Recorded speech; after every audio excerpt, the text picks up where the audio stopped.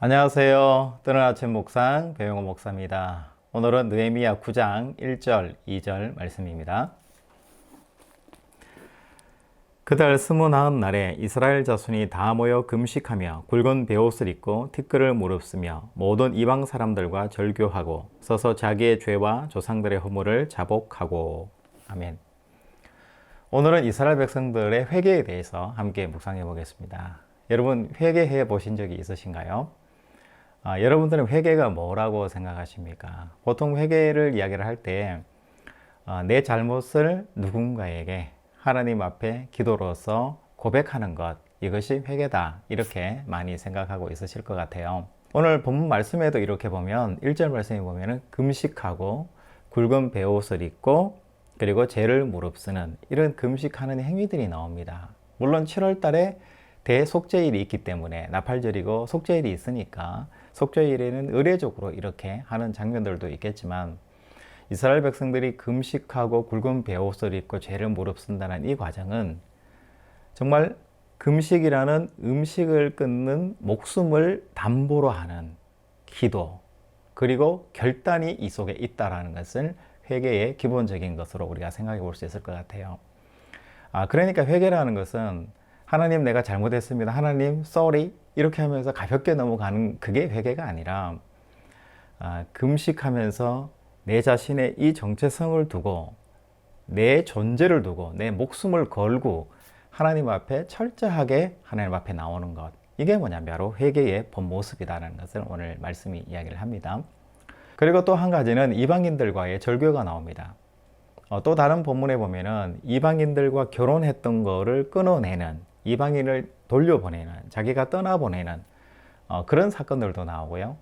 그런데 여기에서 이방인들과 절교한다라는 것은 무역 거래하던 이방인들, 특히 북이스라엘의 사마리아 지역이 혼합주의자들이 많았는데 그것은 정책에 의해서 그렇게 된 거잖아요. 그런데 하나님을 정확하게 우선적으로 생각하지 않아도 된다라고 생각하는 그런 사상을 가지고 있는 사마리아 사람들과 내가 끊어내고 절교하는 것, 여기에 대해서 우선적으로 생각했다는 것을 이야기를 합니다.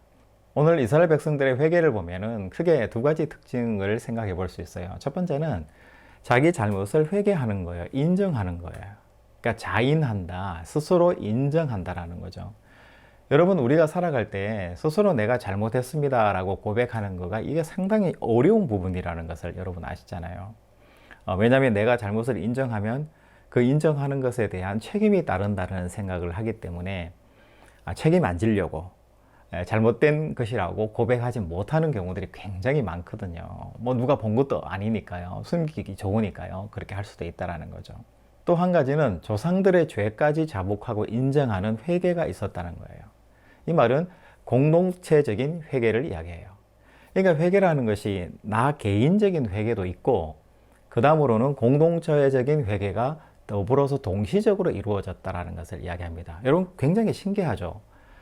내가 잘못했습니다, 하나님 내가 잘못했습니다 라고 말하면 끝이지 왜 공동체가 또 회개를 해야 되는 건가? 우리는 이렇게 생각할 수 있잖아요. 여러분, 그런데 한번 생각해 보면 내가 이 땅에 태어나서 잘못을 할 수가 있어요. 내 개인적인 잘못이기도 하죠. 회개해야 됩니다. 그렇지 않습니까? 그리고 또 한 가지는 내가 그 잘못을 할 수밖에 없는 이 상황을 만드는 이 세상, 이 사회의 질서와 법이 있다라는 거예요. 어쩔 수 없이 죄를 지을 수밖에 없는 개인의 연약함이 얼마든지 있다라는 거예요. 그래서 회개는 개인의 회개도 있어야 되지만 공동체의 회개도 반드시 있어야 된다. 이 두 가지가 합쳐져서 뭐가 된다는 거예요? 바로 회개가 된다라는 것을 이야기를 하는 거예요. 여러분, 이스라엘 백성들의 죄가 뭡니까? 아브라함부터 시작해가지고 이삭, 야곱, 요셉부터 시작해서 또 홍해를 건너고 또 광야에서 만나와 메추라기를 먹고 또 가나안에 들어가서 또 이방 여인들과 결혼하면서 그 풍습 속에 살아가고 또 아수르와 바벨론의 포로가 되어서 살아갔던 그 수많은 이스라엘 역사에서 결국은 나의 역사고 조상의 역사고 이게 아니라 하나님께서 인도하셨고 하나님이 도우셨고 하나님의 은혜가 지배한 역사였다. 그러니까 역사의 주인공이 내가 주인공이 된 역사는 죄의 역사고요. 하나님께서 주인공이 되는 역사는 하나님의 역사잖아요. 그러니까 우리 삶과 우리 사회가 내 역사가 아니라 하나님의 역사 안에서 살아가고 있다라는 것을 자인하고 시인하고 고백하는 이 공동체적인 고백이 결국은 바로 회개의 굉장히 중요한 부분이라는 것을 오늘 성경에서 이야기를 합니다. 1907년도에 우리 조선 땅에 평양 대부흥운동이라는 것을 아마 여러분 들어보셨을 것 같아요. 이 평양 대부흥운동을 통해서 성령의 바람이 우리 조선 땅에 들어와서 조선 땅에서 기독교가 굉장히 융성해지는 기회가 있었습니다. 이 부흥의 현장에 여러분 잘 알고 계시는 길손주 성도님, 또 길손주 장로님, 그리고 길손주 목사님, 성도로서 나중에 목사님까지 되신 분이잖아요. 굉장히 중요한 분이시잖아요. 이분이 선교사가 부흥회를 하는 그 자리에서 성령의 역사가 함께 그 자리에 임하고 선교사님이 회개하라는 그 소리에 관중 속에 앉아있던 그 길손주 장로님이 뻘떡 일어나서 고백을 합니다. 내가 내 친구 상인이 있는데 그 친구가 죽으면서 이 돈을 내 평생 전 재산인데 이것을 가족들에게 전해줘서 가족들이 편안하게 먹고 살 수 있도록 전해달라, 이렇게 요청을 했는데 이 길손주 성도님이 장로님이 어떻게 했을까요? 그만 자기 것으로 취해버린 거예요. 그러면서 이것이 정말 큰 잘못이고 내 안에서 정말 큰 죄악으로 또알이 틀고 있다 라고 고백하시면서 공개적으로 일어나서 그 수없이 수백 명 모이는 그 자리에서 선교사님 앞에서 하나님 앞에서 잘못했다라고 회개하고 시인하는 회개의 각성의 운동이 있었습니다. 여러분, 성령이 임하고 성령께서 인도하시는 회개는 어떤 현상들이 나타나는 걸까요? 먼저 본인의 깊은 시인과 자인, 시인이 일어나게 되고요. 그리고 그 뒤에 공동체적인 회개가 일어나게 되는 거예요. 길손주 장로님을 시작으로 해서 수많은 사람들이 자리에서 일어나서 다양한 자기의 죄들을 고백합니다. 아내가 있는데 바람을 피운 사람 이야기, 또 자기가 술을 먹고 사람을 때린 이야기, 또 술 먹고 사람을 죽인 이야기, 정말 말도 안 되는 수많은 이야기들이 그 공동체 가운데서 일어났고요. 또 그 공동체가 부흥하고 성령 안에서 하나 되는, 서로 용서하고 회개하고 사랑하는 일들이 그 안에서 일어났다라는 거죠.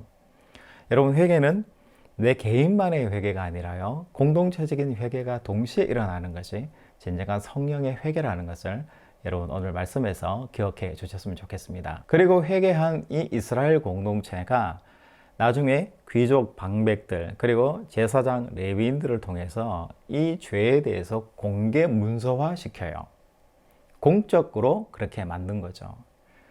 공개 회개를 하도록 그렇게 문서로 작성하게 되는 거죠. 여러분, 이게 무엇을 이야기할까요? 사람이 회개하고 잘못했습니다라고 고백하지만 그 뒤에 나는 몰라요 라고 얼마든지 할 수 있다는 거예요. 그런데 민족적으로, 공개적으로, 한 나라적으로 우리가 회개했고 하나님 앞에 정말 잘못을 한 민족이었다, 잘못한 사람이었다라는 것을 공식적으로 사인하고 쓰는 거예요. 왜 이렇게 할까요?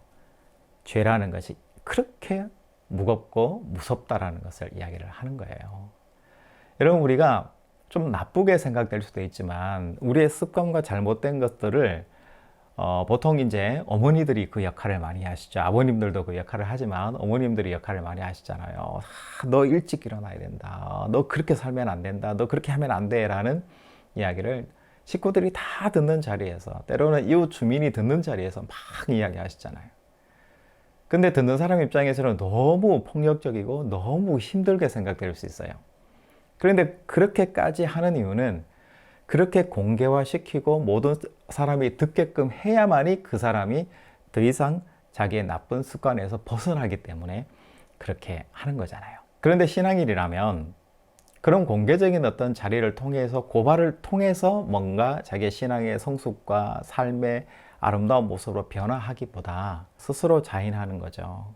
스스로가 가슴을 치고 금식하고 굵은 베옷을 입고 죄를 무릅쓰고 하나님 잘못했습니다. 내가 이것밖에 안 되는 존재인가요? 자기 존재를 돌아보는 거에 반추해내는 겁니다. 그리고 다시는 그 일에 되지 않도록 스스로가 글을 쓰고 각서를 쓰고 문서화하고 도장 찍고 나는 절대로 하지 않기로 하나님 앞에 약속한 사람이다라는 공개적인 문서를 만드는 거예요. 자기 스스로 혼자 하는 거고요. 어쩌면 가족이 함께 할 수도 있는 것 같습니다. 이렇게 할 때 우리는 진정한 회개의 자리로 들어갈 수 있다라는 것을 오늘 본문에서 우리에게 말씀해 주시는 것 같아요.